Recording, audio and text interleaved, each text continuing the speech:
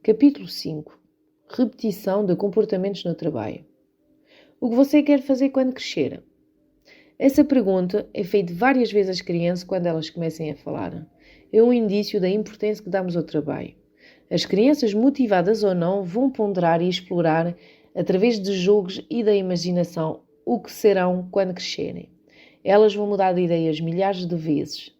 Copiar os pais ou não, então irão rejeitar as escolhas.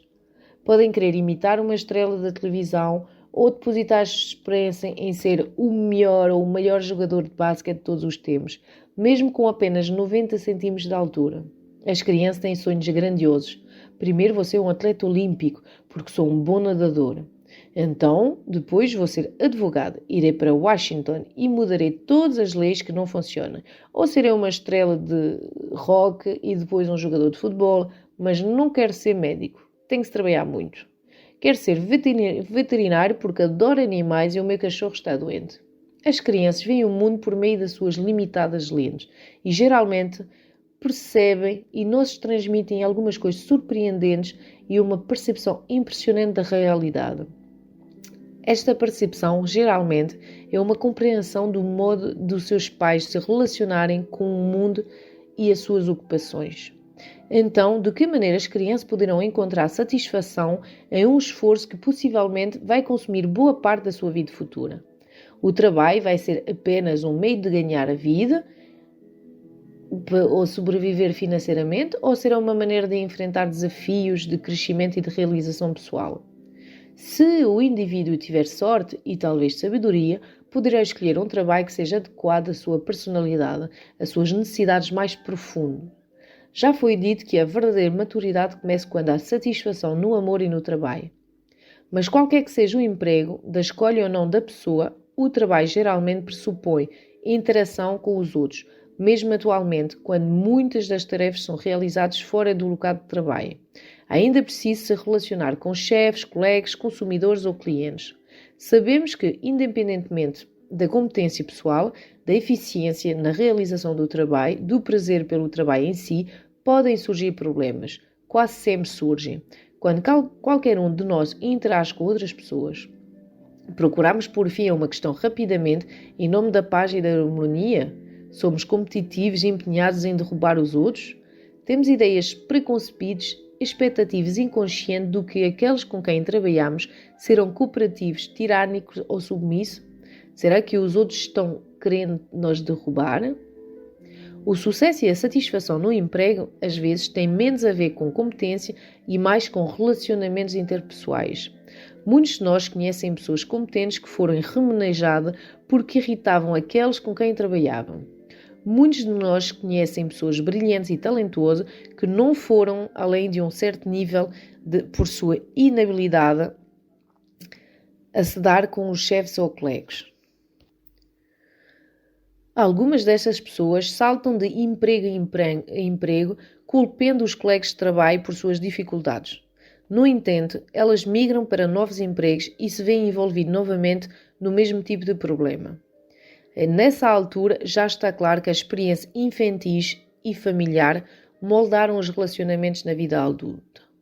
O que é bem menos compreensível, talvez, é que essas experiências também afetem nos relacionamentos no local de trabalho. Assim, o chefe se torna a imagem de um dos pais, um colega torna-se um irmão ou uma irmã, um pai severo torna-se um chefe opressor, uma irmã competitiva torna-se um rival cruel. Tais percepções no local de trabalho são distorcidas por aquelas relações problemáticas interior e mal resolvidas. Até a percepção ser alterada, as pessoas continuam agindo do mesmo modo, porque percebem as situações da mesma maneira. Um executivo sénior de marketing continua a procurar mensagens ocultas em tudo o que o chefe diz. Não porque o chefe é um fingidor, mas porque a mãe do executivo era uma especialista em mensagens ocultas. Levamos as nossas experiências pessoais para o trabalho. Podemos trabalhar duro e ser competentes, mas levamos nossa personalidade, nossas histórias, nossos relacionamentos interiores com pessoas significativas e como, a essa altura, vocês já devem saber, geralmente tendemos a repetir aqueles relacionamentos no local de trabalho. Exatamente como levávamos uma bagagem para a vida. 2. Levávamos bagagem do passado para o local de trabalho. Howard começou a falar de si num tom sereno. Calma, ele tinha 35 anos, era bem casado e tinha 2 filhos. Possuía um MBA e estava empregado como gerente de uma empresa de Fortune 500, ganhando um ordenado de 6 dígitos, além de bónus anuais substanciais. Esse era seu terceiro emprego desde que concluirá o mestrado há cerca de 10 anos. Gosto do meu trabalho e sou bom no que faço, disse. Porque ele havia deixado os seus 2 empregos anteriores. Ninguém me despediu, deixei porque quis. Sua competência nunca foi questionada. Entretanto, disseram-lhe, embora não com essas palavras, que a química não estava dando certo e que seria melhor que ele procurasse outro emprego. Em conversas particulares e em relatórios de desempenho, Howard era descrito como tendo uma personalidade áspera. O comportamento de Howard era tudo menos áspero, mas ele estava começando a se mostrar no novo emprego da mesma forma que havia se apresentado nos anteriores, uma pessoa desagregadora, controvertida e difícil. Esbarrava nesses problemas com os colaboradores, mas principalmente com os chefes. Achava que não tinha o reconhecimento que merecia ou que o chefe não apoiava seu trabalho. Veja bem, sou um cara sensato, disse Howard, e gosto de resolver as coisas racionalmente. Mas quando meu chefe viu o meu esquema e questionou minha abordagem, fiquei furioso. Ele reconhecia que havia passado por problemas semelhantes anteriormente e decidiu que deveria fazer algo a respeito disso. Disse que geralmente não perdia calma, mas quando obstáculos eram colocados no seu caminho e seu esforço não eram reconhecidos, ele se descontrolava e via-se em confronto com os outros. Apesar de estar ciente de que sua perda de controle era um problema, tinha certeza que a sua raiva era provocada pelos outros. Perguntei a Howard sobre sua infância e ele deu de ombros e sorriu. Como dissesse, todos os psiquiatras fazem essas perguntas, mas também satisfez a minha curiosidade. Pode dizer que tive uma vida cheia de aventuras, respondeu. O pai de Howard era um executivo, representante de uma empresa norte-americana com várias subsidiárias ao redor do mundo. Os instáveis países do terceiro mundo nos quais Howard cresceu estavam em constante revolta, com tumultos e saques. Embora estivesse matriculado em uma escola americana, ele sentia-se desprotegido e em perigo, assim como toda a família. Meu pai era um homem austero, disse Howard. Por isso, a empresa o enviava para essas regiões de conflitos. A mãe de Howard, no entanto, não gostava da atmosfera agitada do terceiro mundo. Ficava zangado com o marido e protegia os filhos, o que contribuía para criar uma atmosfera de tensão na família. A mãe dizia, por que ele nos traz para esses lugares tão desolados? Ela sentia medo e, consequentemente, os filhos também. O pai de Howard esperava que os 2 filhos fossem tão firme e viril como ele. O pai era uma figura impressionante. Ele realmente era muito duro comigo. Nunca conseguia fazer nada que lhe agradasse. Aqui começava a psicoterapia de Howard. Conforme prosseguimos revelando os reais contornos da sua vida familiar, alguns padrões começaram a aparecer e ele conseguiu colocá-los lado a lado. Nos negócios você tem de ser competidor e aprendi tudo sobre competição com o meu pai. O pai não era apenas competitivo nos negócios, mas competia também com o filho. Ele era aquele que expunha a mulher e os filhos a um ambiente ameaçador. Então sentia que, como pai, tinha de lutar contra as ameaças também. Havia uma guerra entre 2 campos na família. Um campo era formado por Howard, a mãe e a irmã mais nova, que estava ao lado da mãe. O campo 2, por o seu pai, a filha mais velha e o filho mais novo, que se identificavam com o pai. Acho que foi uma criança muito sensível, lembrou Howard. Ficava ainda mais sensibilizado com a sensação de que tinha de proteger a minha mãe e a minha irmã. Depois de o meu pai, nenhum outro chefe poderia ser tão difícil de encarar. O pai de Howard ameaçava toda a família em todas as situações, que era uma autoridade inquestionável. A família vivia em um estado constante de intimidação. Ou eles se curvavam de medo e se conformavam com a submissão escrava, ou o confrontavam, como Howard fazia, o único na família que expressava abertamente suas opiniões. Isto o deixava em dificuldades com o pai, mas ele não entregava os pontos. De tanto ser ameaçado e insultado pelo pai, Howard se tornou irritadiço e vingativo. E, entretanto, se não fosse provocado, mantinha-se calma. Como não podia expressar sua raiva livremente, Howard projetava os seus sentimentos nos outros, especialmente naqueles que julgava ser injusto ou intimidadores. Ele percebia o mundo e mais especialmente aqueles que estavam no poder como uma ameaça. Não poderia permitir que eles fossem bem-sucedidos nas suas tentativas de amedrontá-lo. Sentia-se compelida a confrontá-los e a considerá-los como adversários. Depois que se traumatizou com o pai, manteve-se atento àqueles que poderiam prejudicá-lo. Howard era muito sensível ao desprezo dos outros. Ele precisava de ser reconhecido e quando se sentia ignorado ou sentia que não haviam lhe dado o crédito que merecia, ficava chateado. O pai o tratava como se fosse um ser desprezível e Howard não conseguia tolerar reações que não valorizassem e reconhecessem suas realizações. Às vezes reagia de modo exagerado, mesmo quando a provocação era mínima, mas sentia-se justificado, porque na sua cabeça estava protegendo o que considerava correto e justo.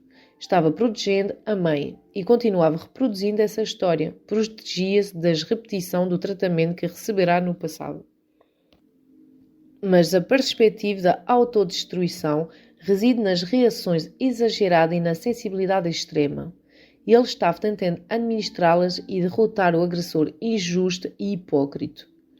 Para ele era uma batalha de vida ou de morte provar a si mesmo que não seria dominado injustamente. Não se deixaria vencer na busca da autonomia, para escapar à influência daqueles que poderiam se aproveitar da sua fraqueza.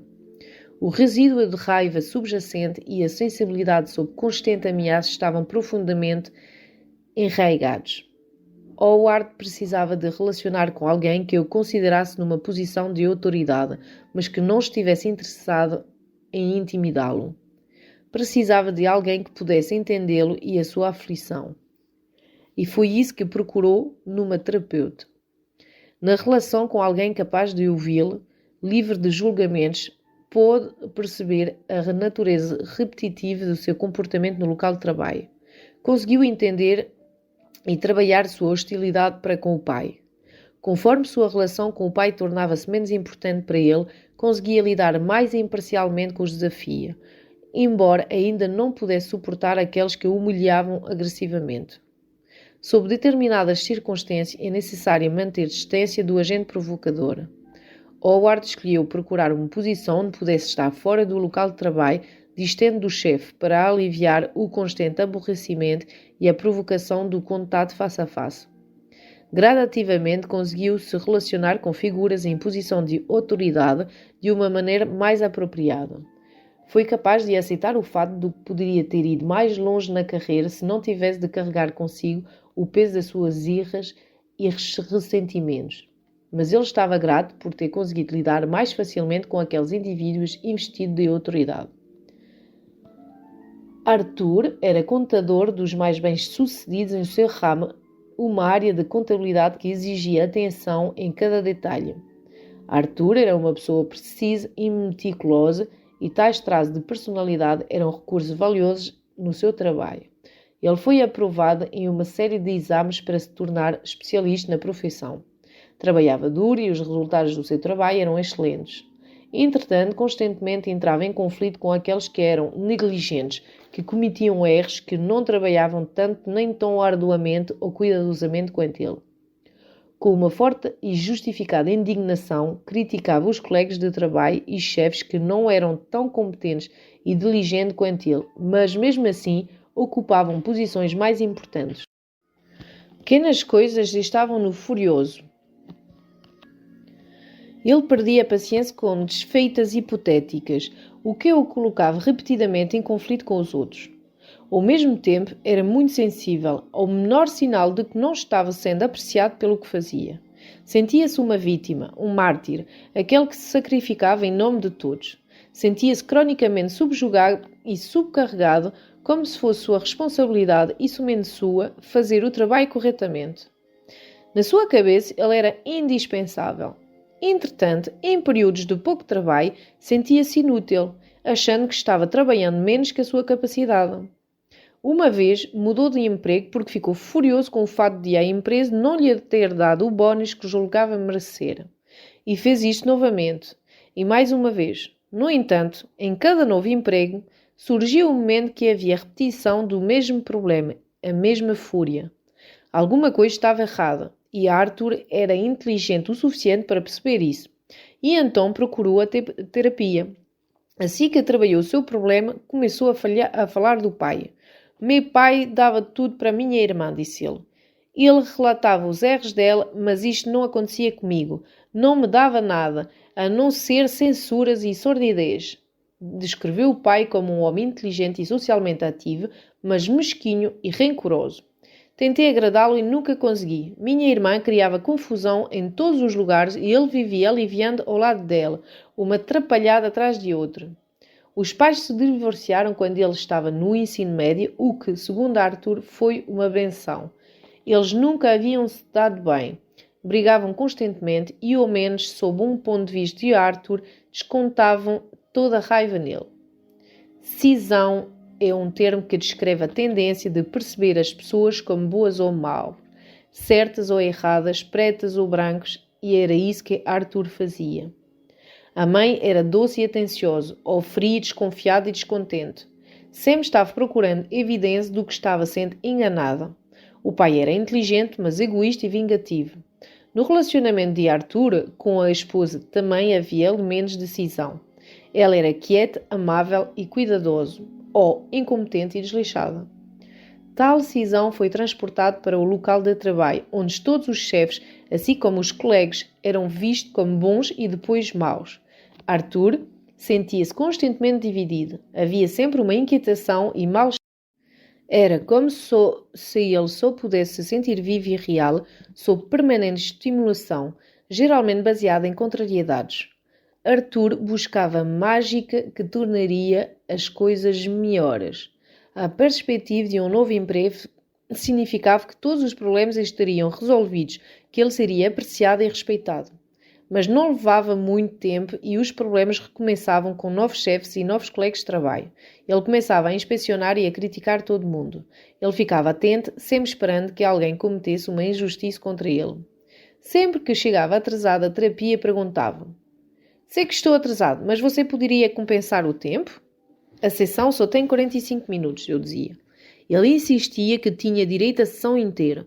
Eu explicava que o passado do horário com ele significaria fazer as outras pessoas esperarem e que isso iria desorganizar a minha agenda. Ele não se importava. Queria o seu tempo, apesar de ser ele o causador do atraso.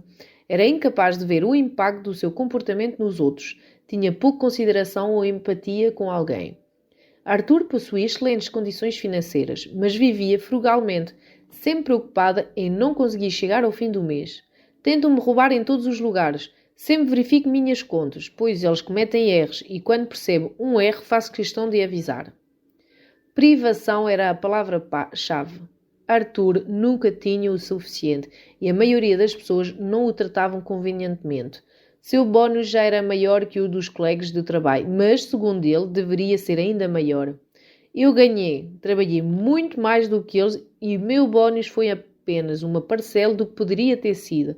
Os outros dão bem em tudo. Os colaboradores e os chefes são incompetentes. Agem displicentemente enquanto eu verifico e confiro tudo.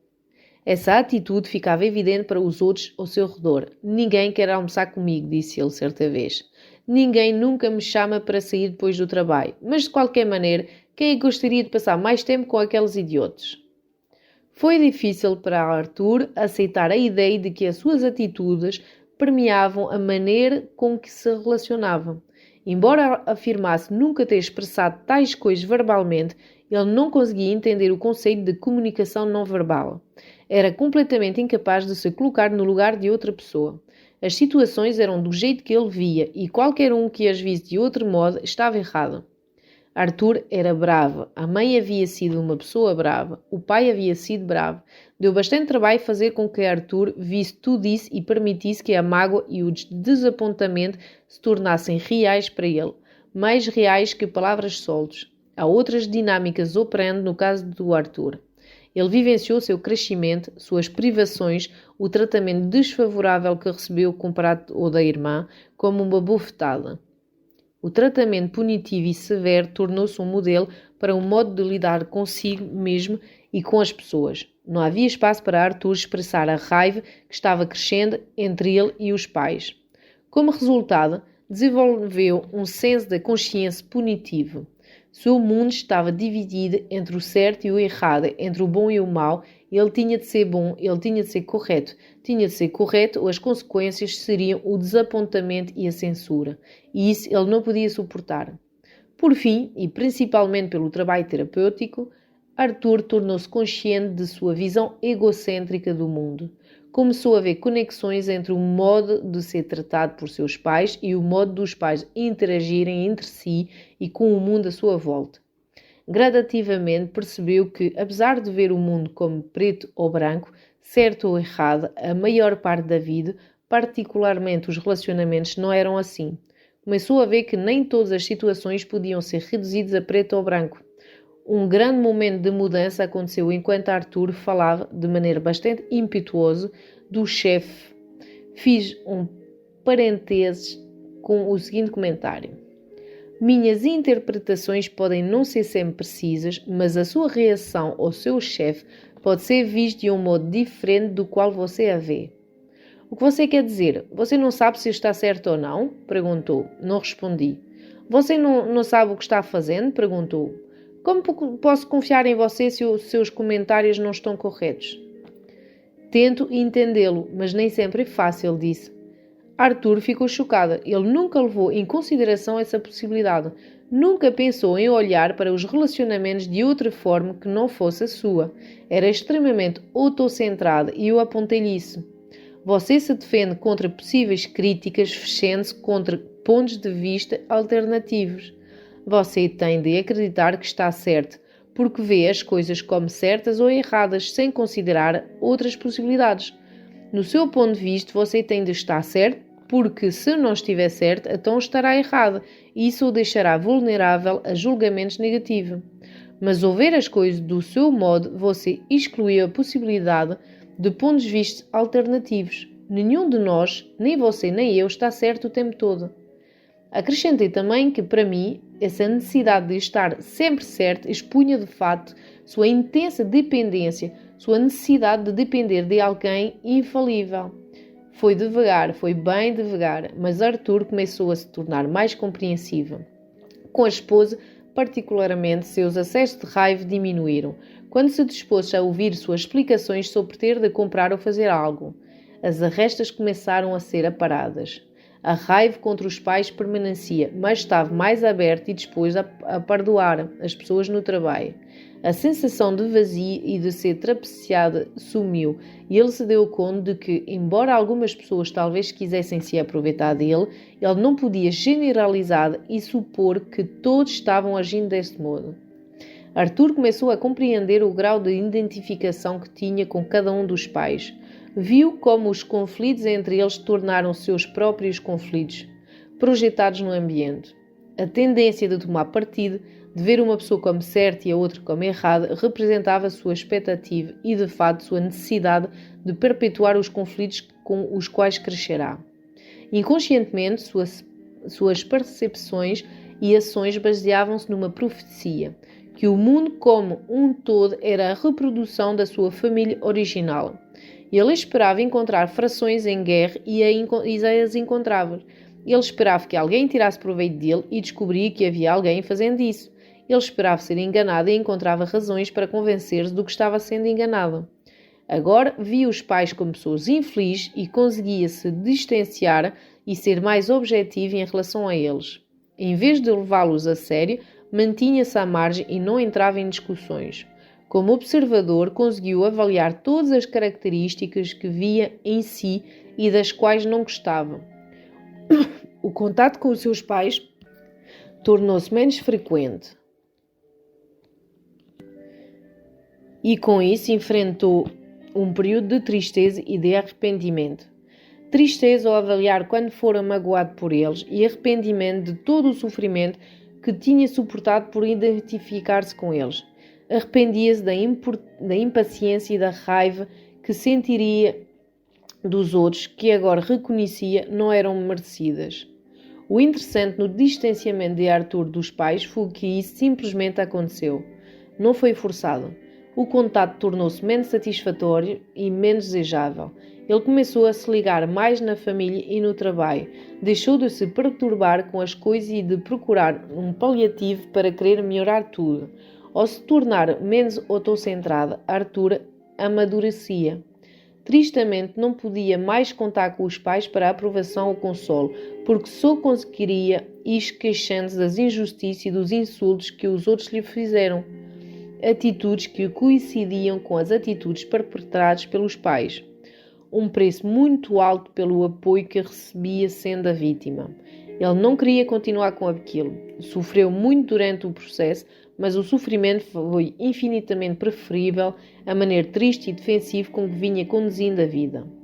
Ele se tornou finalmente a pessoa que queria ser, o adulto que podia apreciar a vida e os relacionamentos, mesmo que não fossem perfeitos. Pessoas como Arthur e Fred sofrem de intensos sentimentos de culpa. Punem a si mesma, não sendo bons consigo, não se permitindo apreciar a vida. São tensos e medrosos e têm a sensação de que estão sob a lente de um microscópio, onde qualquer pensamento, ação ou sentimento são escrutinados. Ele tem medo da sua condição humana básica, isso é, seus sentimentos, sonhos e fantasias, porque foram expostos a ódios e castigos muito intensos. Estão convencidos de que, se relaxarem, pensarão, farão ou sentirão coisas ruins, e então sentirão a ira dos poderes superiores. Para se proteger de si mesmos, para proteger os outros da sua intensa raiva, eles têm de ser perfeitos. Por causa desse estado de tormento e tensão, veem-se em situações nas quais o castigo temido às vezes torna-se realidade. A tensão causa cansaço corporal, manifestado na forma de queixas físicas.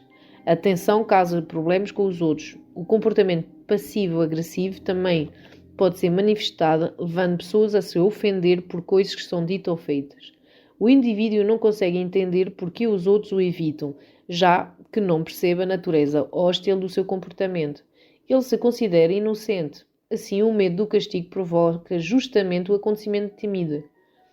Há outra reação, entretanto, para esse medo de um castigo severo, que é quase o oposto disso, um comportamento desafiador, rebelde e arriscado. Tais indivíduos não se importam com o que os outros sentem, expressem seus sentimentos sem considerarem as consequências.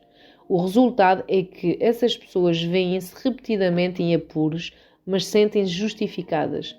Vale lembrar que Fred tentou agradar os exigentes e punitivos pais até desistir de tudo. Começou a se comportar de maneira desafiante e possivelmente perigosa, prestes a fazer coisas que poderiam ter causado uma devastação em sua vida. Felizmente conseguiu perceber o seu comportamento. Ele, assim como Arthur, conseguiu mudar. Ambos conseguiram lidar com os maus tratos que receberam e também com a raiva resultante. Samantha tinha uma história totalmente diferente.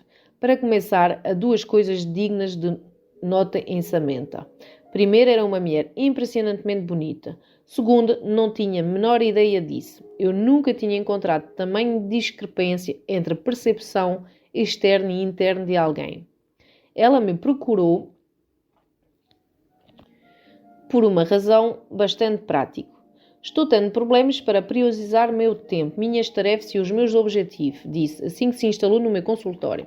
Talvez você possa me ajudar a elaborar uma lista diária de coisas a fazer para eu ter fazer do que estou conseguindo cumpri-las. Minha casa é uma bagunça. Há papéis por todo lado, não consigo suportar isso. O meu marido também não. Pareceu-me que esse era um pedido estranhamente limitado. Pensei que algo relativamente simples como aquele não iria desconcertar uma mulher com a inteligência e cultura da Samantha. Aos 40 anos ela estava saindo bem no emprego na área de marketing de uma das corporações de Fortune 500, formou-se em uma boa universidade e em uma boa escola de comércio e depois de enfrentar uma competição acirrada, conseguiu um emprego em uma grande e poderosa empresa. Alguns dos seus trabalhos haviam sido brilhantes, mas ela percebia que, apesar das suas boas avaliações e bónus respeitáveis, outras pessoas estavam sendo promovidas a cargos mais altos que o seu. Embora não fosse de modo explícito, ela recebia a mensagem de que o seu trabalho não estava tão organizado quanto deveria. Quando comecei a investigar mais profundamente o seu passado e infância, a Samantha perdeu paciência. Ela queria se fixar no problema que tinha em mãos, o que, para ela, era a administração do tempo. Ora, alguns pacientes são assim. Isto acontece devido ao simples fato de a assistência médica administrada ter encorajado as pessoas a reduzir os seus problemas de saúde mental em pequenas partes para que possam ser focados especificamente e corrigidos com presteza. Além disso, nesses pacientes, a pressão vem de dentro. Eles querem definir e controlar o problema para evitar uma investigação mais profunda. E muitos terapeutas de diferentes correntes concordam com isso. Preferem lidar com as questões do comportamento imediato. De fato, Samantha já havia se consultado com um profissional que lhe dará sugestões para administrar o tempo e dicas de como poderia ajeitar o desordem em casa, fazendo uma coisa de cada vez no estilo passo a passo. Ainda assim, não demorou muito para que Samantha voltasse ao ponto de partida, e então veio até mim. Você está tentando colocar um curativo num problema maior, disse, depois de que ela resolveu me falar da família. Tentei me ater ao que ela contou e estabelecer algumas conexões. Embora ela não quisesse ouvir, teve de admitir que nunca havia percebido nenhuma relação entre os seus sintomas atuais e o seu passado. Mencionei que o tipo de terapia que eu fazia exigia o reconhecimento do que o presente estava relacionado com o passado. Disse-lhe que teríamos de compreender a dinâmica do seu comportamento. Só assim ela conseguiria lidar com o problema. Ela decidiu pensar no assunto. Fiquei algumas semanas sem receber nenhumas notícias, mas tinha uma forte sensação de que ela retornaria e de fato voltou. Não estou satisfeito com este método, disse, mas tenho de fazer algo já que o outro caminho não funcionou. Então aqui estou. As palavras soaram com um ar de resignação ansiosa. O que não tinha ficado tão óbvio anteriormente era o alto nível de ansiedade de Samantha. Ela falou sobre um intenso estresse e despejou uma série de preocupações sobre onde tudo isso iria dar e sobre ser desviado do seu objetivo de lidar melhor com o tempo e a organização. Você está com medo de descobrir coisas sobre si que não gostaria de saber? Perguntei. E ela concordou, mas teve de admitir que não sabia o que poderia ser. Disse-lhe que algumas questões estavam na base do seu comportamento ansioso, o que resultava em problemas de administração de tempo e organização. Expliquei-lhe que não poderia ler sua mente e não sabia o que iríamos descobrir, mas que seguiríamos juntos nesta trilha de investigação. Para que o processo de descoberta se realizasse, ela teria de me dizer tudo o que lhe viesse à mente e me contar seus sonhos. Imediatamente a mente se manifestou, dizendo que aquilo não fazia menor sentido para ela, mas que tentaria, e começou a se lembrar de um sonho que havia tido algumas noites atrás. Antes de discutir o sonho da Samantha, é preciso entender o papel dos sonhos na psicoterapia psicodinâmica. Os sonhos desempenham um papel fundamental para a solução dos padrões da personalidade repetitivos e autossabotadores e para a psicoterapia de um modo geral. A interpretação dos sonhos foi alvo de chacota e de zombaria em muitas piadas e caricaturas, mas para frasear Freud, as pessoas negam as minhas teorias durante o dia, mas sonham com ela durante a noite. Os sonhos são a estrada real que conduz ao inconsciente, uma maneira poderosa de auxiliar o processo de tornar consciente o que está inconsciente. A importância dos sonhos foi recentemente comprovada na neurociência. O processo de tomada de conhecimento da vida interior e o comportamento do indivíduo através dos sonhos é como decifrar uma enigma, resolver um quebra-cabeça. Os sonhos não são apenas mensagens do inconsciente, ajudem a progredir na terapia. Sonhos recorrentes indicam que o problema ainda está presente e pedindo para ser avaliado e trabalhado. A arte da interpretação dos sonhos exige um trabalho de detetive. Os sonhos e as associações estabelecidas entre aquele que sonha e os seus sonhos representam pistas, indícios do que está se passando na mente do sonhador. Os sonhos são estimulados e deflagrados por acontecimentos do dia a dia, mas todo sonho é uma parte do presente que repercute o passado. De todos os estímulos que recebemos durante o dia, escolhemos um evento, em geral, aparentemente insignificante para sonhar. Pode ser o encontro com alguém, ouvir alguma coisa ou ver alguém na televisão. As associações nos lembram de alguém significativo ou de um acontecimento que foi importante na nossa vida. Os sonhos camuflam, condensam, substituem uma pessoa por outra, um acontecimento por outro. As associações do sonhador são importantíssimas. Por isso é arriscado tentar interpretar um sonho tomando por base seu conteúdo superficial. Os elementos do sonho têm... Sonhamos com pessoas e acontecimentos de décadas atrás, nos quais não pensávamos há anos, mas que são importantes porque despertem outros pensamentos, sentimentos e memórias. Os sonhos são uma forma de dizer a nós mesmos o que se passa na nossa mente. Trazem para primeiro plano dados que fazem a ligação entre o presente e o passado. E quando nós associamos ao sonho, temos de encarar o fato que somos os sonhadores. Embora tentemos repudiar certas fantasias, não temos escolha senão reconhecer que elas são parte de nós. Frequentemente desprezamos algo porque é apenas um sonho, mas temos de admitir que os nossos sonhos são criados por nós, que cada pessoa ou acontecimento do sonho é parte do que somos. Não podemos negar que esses pensamentos estão vindo de dentro de nós. Não estou falando do conteúdo superficial do sonho, mas das associações, pensamentos e sentimentos que surgem da análise e do reconhecimento do sonho em todas as suas ramificações. Alguns sonhos são apavorantes, enquanto outros são suaves. Alguns são engraçados, enquanto outros põem medo e ansiedades profundas enraizadas. Tudo o que é flor por meio do sonho indica em que posição estamos em relação ao nosso pensamento e aos nossos relacionamentos. Quanto mais os sonhos se tornem acessíveis ao frescor da análise, mais úteis eles são.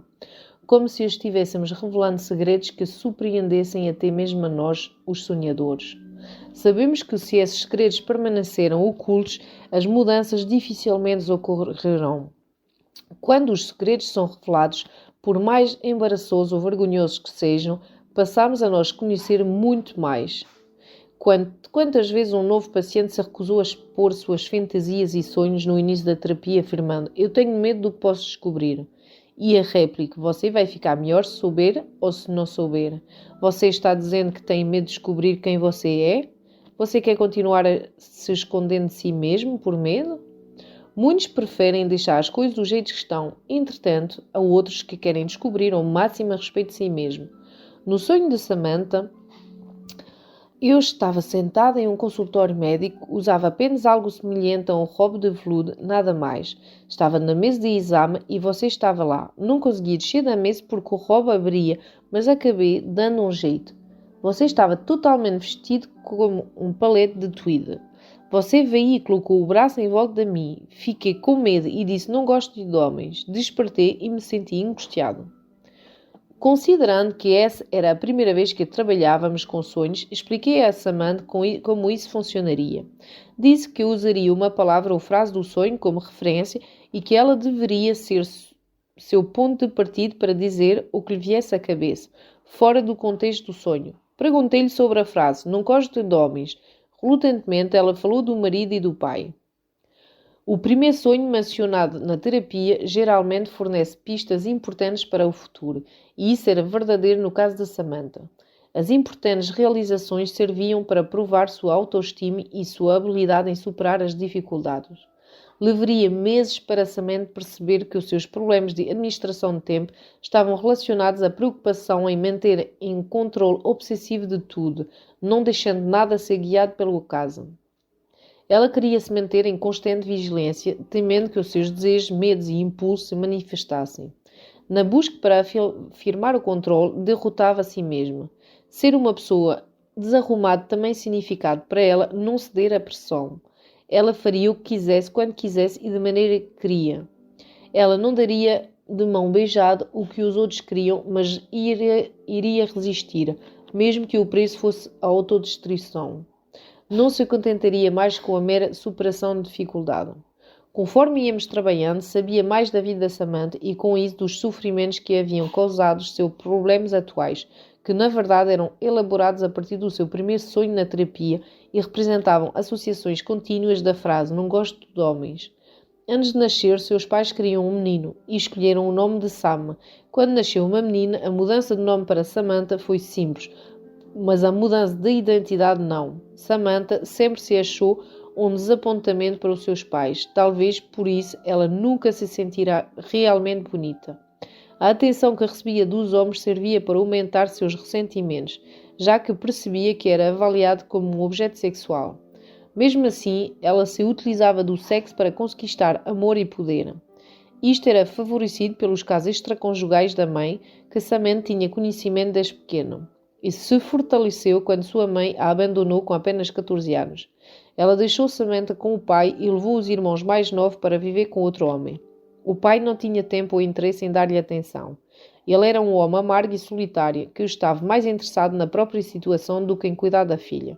E assim, a partir dos 14 anos, Samantha cresceu sozinha. Ela queria sair bem na escola e conseguiu porque era muito perspicaz. Mas estava sozinha e precisando de atenção. Sua beleza a tinha transformado no centro de atenções dos meninos e sua carência a transformava num alvo fácil para as investidas sexuais deles.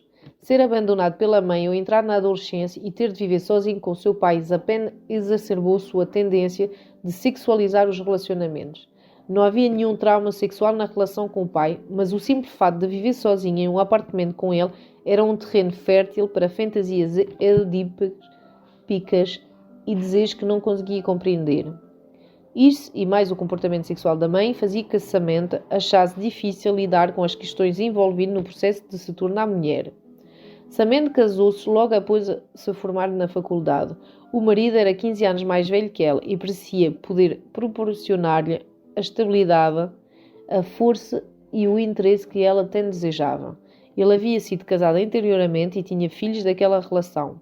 Era bem sucedida, mas Samantha ficava impressionado com a sua devoção aos filhos e imaginava que ele seria tão devotado a ela quanto aos filhos. De fato, ele se devotava aos filhos, mas era também bastante ambicioso e muito ocupado, e tinha pouco tempo para ela. Embora trabalhasse, ela estava sozinha de novo, vivendo com um homem que, como seu pai, tinha pouco tempo para se dedicar a ela. Samantha tornou-se obcecada por pensamentos sexuais com outros homens e tentava esquecê-los com um bom emprego, mas que exigisse muito dela e a fizesse trabalhar arduamente. Mas tinha dificuldade para administrar seu tempo. Antes do seu casamento, sentia-se sozinha e o seu comportamento sexual era quase promíscuo. Agora, ela sentia que fosse sair dos trilhos do casamento. Samantha nunca conseguiu se ver livre do trauma de ter sido abandonada, que se manifestava no desejo de testar frequentemente os limites da afeição das pessoas por ela. Elas também a abandonariam? Lembrou-se de ter se sentido assim no ensino médio e na universidade, mas naquela época encontrava alívio em suas escapadelas sexuais e conseguia voltar aos estudos. Agora achava que estava correndo o risco de destruir sua carreira e acabar com o seu casamento, como a mãe havia acabado com o dela. Durante o tratamento, Samantha comunicou mensagens bastante contraditórias. Queria se permitir ser dependente, mas quando isso acontecia, retraía-se. Quando começava a falar franca e abertamente sobre seus sentimentos e necessidade, ela logo mudava de ideia e tentava se convencer do que não precisava de ter nenhum envolvimento com o seu terapeuta. Ela desejava ser passiva e se render aos próprios pensamentos e sentimentos, somente para participar que estava se sentindo bem e que conseguiria ir adiante sozinha. Ela fazia o que chamava de fugas para a saúde. Estou bem, não preciso de você, sinto-me melhor. Como meio de não revelar seus sentimentos e desejos subliminares. Quando lhe pedi que usasse o divã, ela o fazia de modo relutante e expressava sua grande insatisfação por estar numa posição de dependência, com medo de ficar exposta e vulnerável. Ela anunciou em mais de uma ocasião: não quero precisar de você, eu não preciso de você. Mas na sessão seguinte dizia: quero que você me ampare, quero que você me ame. Mas será que conseguimos discutir estas mensagens ambivalentes? Não foi fácil. As tentativas de falar sobre ele e se depararam-se com a sua raiva, frustração, sentimentos de abandono e isolamento por não conseguir o que desejava. Ela era uma criança medrosa que precisava de contacto físico, mas este contacto era sexualizado e amedrontador. Ela estava provando que as suas necessidades não podiam ser atendidas. Falar era fácil, mas não era o que ela estava buscando. Ela não conseguia aceitar suas necessidades de dependência, por isto tornava-se imediatamente algo sexualizado e só poderia ser evitado se ela se convencesse de sua independência e da sua competência. Ela não conseguia confiar nos outros porque não confiava em si mesma. Achava que, se pedisse ajuda, faria sexo. No entanto, ela queria sexo. Um desejo de ceder às necessidades de dependência, mas também um desejo de tirar aquele do seu caminho. O sexo era inevitável. Então, talvez fosse melhor parar com aquele tratamento. Isto acabou resultando no comportamento sedutor, seguido da fantasia de trabalhar com uma terapeuta para não ter de lidar com aquelas questões. Entretanto, a ideia foi logo descartada porque as mulheres não eram dignas de confiança. Ela a abandonariam como a sua mãe. Só depois de trabalhar muito os sentimentos e suas tentativas de seduções, suas indas e vindas, a justa posição dos seus impulsos oposto, que ela finalmente fez algum progresso. Começou quando tentou me seduzir. Ela não se deitava meramente no divã para fazer livres associações. Usava roupas transparentes, contorcia-se enquanto falava nas relações sexuais com o marido, o que ela havia feito com ele e o que ele havia feito com ela. Tudo isso era uma tentativa de atiçar o terapeuta. Se fosse bem sucedido nisso, seria uma repetição da crença do que não era apreciada sem envolvimento sexual. Teria confirmado a sensação de que a mãe era suja e que ela também era suja. Comentou da sensação de que as relações sexuais eram contaminadas. É sempre difícil, mas imperativo que o terapeuta saiba lidar com essas questões de forma neutra e objetiva quando necessária. Esta postura, gradativamente, fez com que Samantha percebesse que os homens podem ser compreensivos, atenciosos e afetuosos sem necessariamente se tornarem sexualmente envolvidos. Você parece estar bastante agitado hoje, comentei certa vez. Talvez as roupas que você esteja usando não sejam confortáveis. Ela ficou furiosa, frustrada. Foi a única vez que a sua maquinação sexual ficou explicitamente exposto como uma manobra de provar que nenhum homem era digno de confiança e, mais importante, que ela mesma não era digna de ter uma relação afetiva que não culminasse no sexo. Ela podia ser apreciada pelo que era, sem ambivalência e sem que nenhuma exigência lhe fosse feita. O significado do nosso trabalho resultou numa mudança na área do trabalho. Na verdade, Samantha nunca teve predileções pela área de marketing. Agora queria trabalhar com pessoas, especialmente com garotos adolescentes, já que certamente sabia melhor do que ninguém que tipo de problema aquelas meninas podiam ter. Queria ser assistente social, mas isto significava ter de voltar a estudar, sem problema algum. Quando voltou ao meu consultório depois de vários anos, apenas para um check-up, como ela mesmo definiu, já estava formada e mais feliz em sua nova carreira. Ela também não tinha mais problema com a administração do tempo. De ser visto como pontos de partida para associações que estimulem memórias, fantasias e desejos ocultos de nós mesmos.